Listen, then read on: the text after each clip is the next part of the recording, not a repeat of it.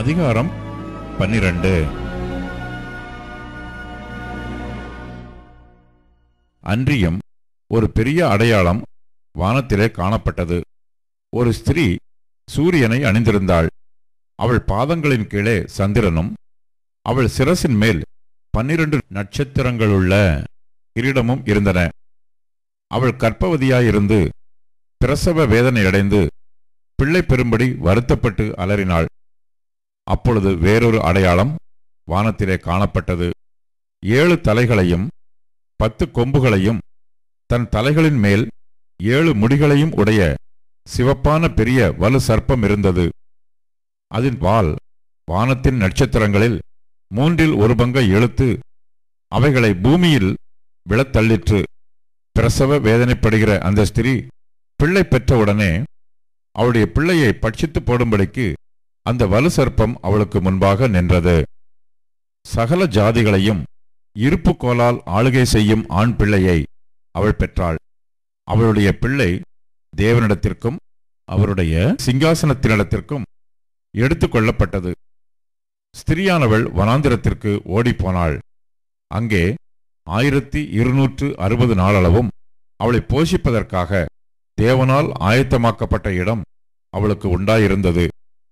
வானத்திலே யுத்தம் உண்டாயிற்று. மிகாவேலும் அவனைச் சேர்ந்த தூதர்களும் வலு சர்ப்பத்தோடு யுத்தம் பண்ணினார்கள். வலு சர்ப்பமும் அதைச் சேர்ந்த தூதரும் யுத்தம் பண்ணியும் ஜெயம் கொள்ளவில்லை.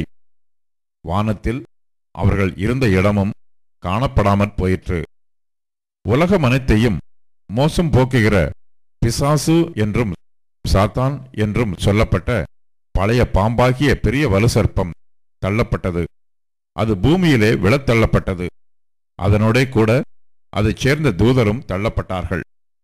அப்பொழுது வானத்திலே ஒரு பெரிய சத்தம் உண்டாகி, இப்பொழுது ரட்சிப்பும் வல்லமையும் நமது தேவனுடைய ராஜ்யமும் அவருடைய கிறிஸ்துவின் அதிகாரமும் உண்டாயிருக்கிறது. இரவும் பகலும் நம்முடைய தேவனுக்கு முன்பாக நம்முடைய சகோதரர் மேல் குற்றம் சுமத்தும் பொருட்டு அவர்கள் மேல் குற்றம் சாட்டுகிறவன் தாழத் தள்ளப்பட்டு போனான்.